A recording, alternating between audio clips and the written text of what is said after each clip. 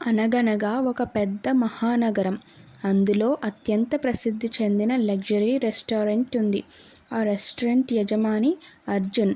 చాలా పెద్ద వ్యాపారవేత్త, ధనవంతుడు, కానీ చాలా వినయశీలి.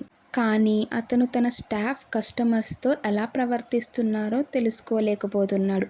ఒకరోజు అర్జున్ ఇలా ఆలోచించాడు. నా రెస్టారెంట్లో పేదవాడిలా కనిపించే వ్యక్తికి గౌరవం ఇస్తారా, లేక రూపం చూసి తీర్పు ఇస్తారా అని ప్రశ్నించుకున్నాడు. అది తెలుసుకోవాలంటే ఒకే మార్గం అని నిర్ణయించుకుని తను కూడా పేదవాడిలా వేషం వేసుకుని తన రెస్టారెంట్కి అడుగుపెట్టాడు. అతను చాలా సాధారణంగా దుస్తులు వేసుకున్నాడు. పాత శాండిల్స్, ఫేడ్ అయిన షర్ట్స్, చిరిగిన జుట్టు, అసలు ఎవరూ గుర్తించలేరని విధంగా వేషం వేసుకుని రెస్టారెంట్లోకి అడుగుపెట్టాడు. అర్జున్ రెస్టారెంట్ తలుపు దాటగానే వెయిటర్లు నవ్వుకుంటూ, ఇలాంటి వాళ్ళు కూడా ఇక్కడికి వస్తారా, ఇతడు టీ ధర కూడా తట్టుకోలేడు అని ఎగతాళి చేశారు.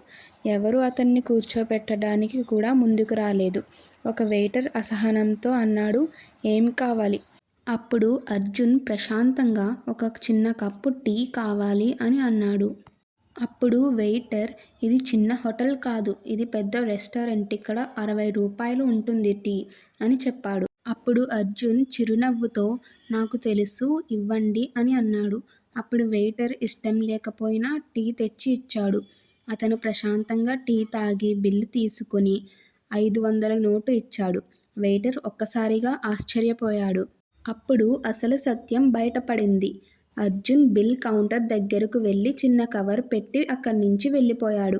అందులో ఇలా రాసి ఉంది, మనిషిని అతని బట్టలు చూసి అంచనా వేయొద్దు, ప్రతి కస్టమర్ని గౌరవం ఇవ్వండి, ఇట్లు మీ రెస్టారెంట్ యజమాని అర్జున్. ఆ కవర్లో అలాగే 5000 టిప్ కూడా ఉంది.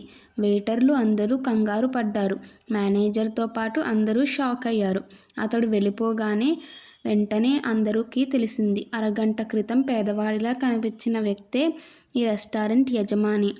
అతని పేదవాడిలా వచ్చిన దానికి కారణం ఒక్కటే, రూపం చూసి మనుషులు ఎలా వేరు చేస్తారో తెలుసుకోవడం కోసమే అలా వచ్చాడు.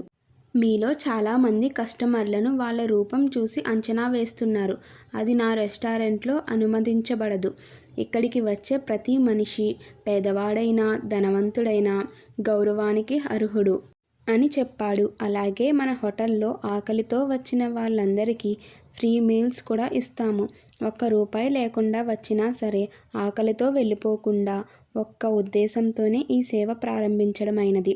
కానీ అవసరం లేకుండా ఈ సేవని వాడకండి. నిజంగా ఆకలితో ఉన్న వాళ్ళకి మనం సహాయం చేయాలి అని చెప్పాడు. ఈ కథలో నీతి ఏమిటంటే, ఏ మనిషినైనా అతని రూపం చూసి చిన్నచూపు చూడకూడదు. ఈ ప్రపంచంలో ప్రతి మనిషికి గౌరవం ఇవ్వాలి. అలాగే మనం కూడా గౌరవాన్ని పొందాలి.